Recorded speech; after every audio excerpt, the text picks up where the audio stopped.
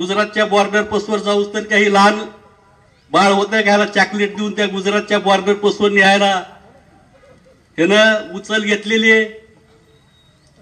काही कारणास्तव ज्यावेळेस हे पळापळीचं क्षेत्र चालू झालं त्यावेळेस ओमराजे लिंबाळकरांना साध्या रिक्षात बसून तिथल्या शाखा प्रमुखांनी ज्यावेळेस दाबदडप केली, धक्काबुक्की केली आणि हा तुझा आमदार आहे, आम्हाला कसल्याही परिस्थितीमध्ये परत पाहिजे, त्यावेळेस त्याच्यावर दडपण आलं। त्यावेळेस त्यानं 5-5 मिनिटाला फोन लावायला चालू केलं।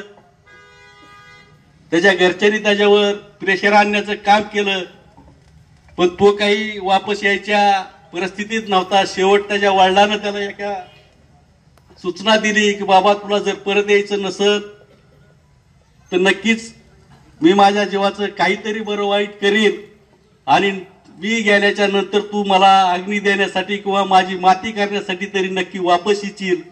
असे ज्यावेळेस त्याच्यावर प्रेशर आलं त्यावेळेस हा माणूस तानाजी सावंतच्या दुसऱ्या गाडीमध्ये बसून परत आलेला होता। ही सावंत साहेबांनी मला स्वतःहून सांगितलेलं आहे।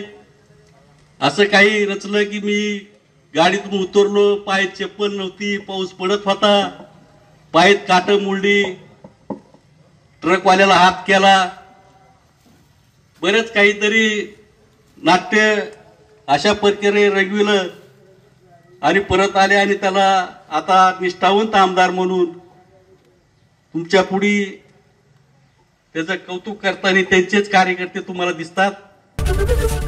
एबीपी माझा, उघडा डोळे बघा नीट।